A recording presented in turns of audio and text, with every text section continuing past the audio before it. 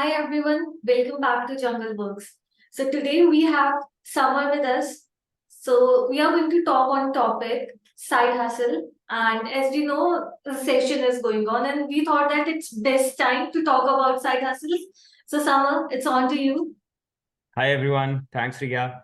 So guys, as we are all hearing, like I keep talking to my friends in US or anywhere really that like market is softening up, everybody's uncertain about the future, and sadly a lot of people have lost their jobs recently, especially in the tech industry, and so we thought why not come up with something which helps everybody, and also like a lot of people have this itch that they want to be an entrepreneur, but they never get that courage to leave a high paying job and start something, right? And it's fair also. I mean, you don't want to take a risk. I mean, and I'm also like a very risk averse person, honestly, right? I don't like taking risk where there is no reward. So the idea is that side hustles are really what you should start by if you feel that you don't want to take a risk at this stage in your life.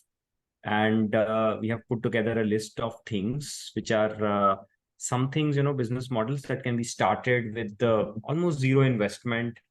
You might have to learn a skill, you might have to put in a lot of time, and it will take time to get some results going. But that's true with every good thing in life, right? So yeah, Ria, why don't we start? So in this fast-paced world, we know everything is changing so fast, and it is very important for us to start earning some extra. First, we have on-demand home service for that. So let me take it over from here. So I think, see guys, the first thing that we have taken up for you guys is home services, right? So if you see, especially, and this is very relevant for economies which are developed economies, which means US, UK, Europe, pretty much all of the developed world, right? Why? Because people can't afford to have like a full-time help or like a help that comes every once in a while. So it makes a lot of sense to, and everybody needs like their home deep cleaned, or you know or a certain help in home chores. And that's why you should actually think of, if you are in a space, if you're, let's say, in a large city in a developed economy, home services make a lot of sense, right? So if you see TaskRabbit, right, handyman services, there's so many of them, and so many have failed also, right? And you have to understand that the reason they failed were that they scaled too big. So effectively, this business is something that you should really focus on trying to build very locally. When I say that, I mean, like, don't even focus your whole city, focus only your small community. You live in like a big complex, right? Let's say 500 homes, just focus on those 500 homes, try to get like 20 regular customers out of that. And that's it, right? Go small. This business is specifically a business where the smaller the better, right? The smaller your geography or the community you're serving, the better it is, right? So we're trying to, like, put together this list so that he has something, to go after. So if you're in a big city in developed economy, on-demand home services is what my pick would be, right? So let's get to the next one, right? So on-demand grocery delivery, right? So that's super competitive. There's so many services these days. So many of them have shut down in the last 2 years and 3 years, right? If you see, so many of the high-flying startups which raised crazy amount of money during COVID, delivering grocery, have either shut down or scaled back immensely. So what that means is that, and again, reason for that was really like just wasteful activities, right? It's not that the business model doesn't make sense. It's just that, they scale too big too fast, and they realize that the market is not big enough, or the margins are not that great, so they had to scale back. So if you are, again, if you are in a smaller city, like let's say a town or an outskirts suburban area, this is the service you should start. Because what happens is, in suburban areas, uh, the quality and choice of grocery is a problem. And because of that, this is actually a good product to start with. So, if you are living in a large city, New York, live in a society, it's not really a logical thing because every society has like a, grocery shop in it. So it depends where you are, where you want to go, and what your ambitions are. Again, groceries are a low margin business, right? They are like sort of heavy duty in the sense that, you really have to put in a lot of effort. But the models that we have seen succeeded in on our platform are, for example, let's say somebody focusing only on organic, high quality, high margin grocery, right? That's one. Two, you can always focus only on fresh produce, right? Direct from farmers.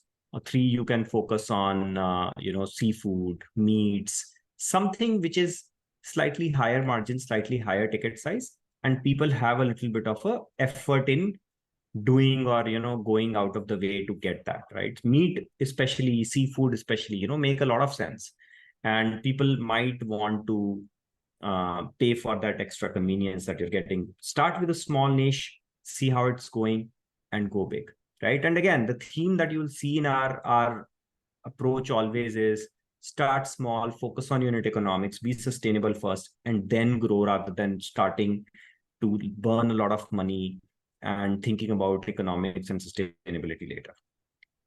And after that, we have health and fitness, right? So when I say health and fitness, there are two flavors to it, right? One is virtual, one is in person. And post COVID, I think virtual is really like losing its charm as it used to, like, and it's very, very crowded, to be honest.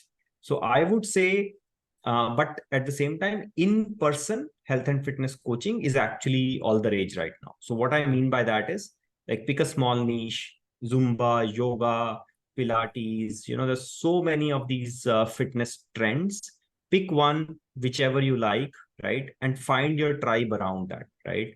So for example, you could easily say that, okay, if I have a hobby, which I anyway do, right? So why not start like once a week or twice a week, start to open it up for community and see if people come, right? Keep it cheap, right? Keep it super or even free in the beginning, and see if people want to pay for it. Slowly, you can start building your tribe, building your community, and expanding it, and it will start making money, right? Again, the idea is start small, really just around yourself, right? In your community, see how to get sustainable. If it makes sense, then scale it up, right? Scaling generally is the next step, right? Don't think about scale, don't think about how big it can be in the beginning. Think about sustainability, think about starting up. And then, after that, what we have is virtual tutoring, right? So when I say tutoring, it could be any skill, right? It could be language tutoring, it could be maths, it could be science, it could be really anything at all under the sun. The best thing is, see, are you good at something? So for example, my own daughter learns flute from a person who actually does a full-time job, and his side gig is basically teaching flute to kids, right? He teaches 7-8 kids every week, and he makes a decent side hustle doing that.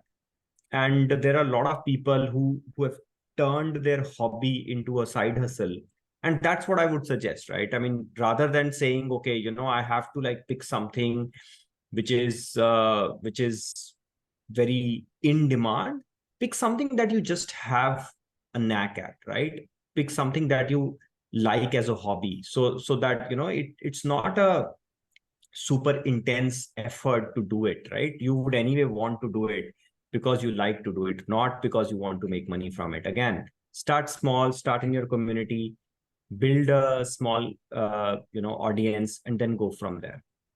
And after that, finally what we have is uh, pet related services, right? So I'll kind of give you some examples. So a lot of people, in fact a lot of friends of mine, they love pets. They don't like to have the commitment of having their own pet, right? And what they do is they just care for other people's pets, and they start to groom them at home. In fact, I have a lot of dogs, so I know that there are so many people around who actually just do it as their hobby, right? Or do it as their side hustle, where you say, okay, I'll walk your pet once a week, or I'll groom your pet, or I'll basically just train your pet, and that could easily be a decent side hustle for you.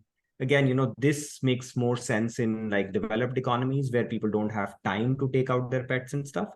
And if you go to places which are uh, you know underdeveloped, etc., right, I think people have help and stuff.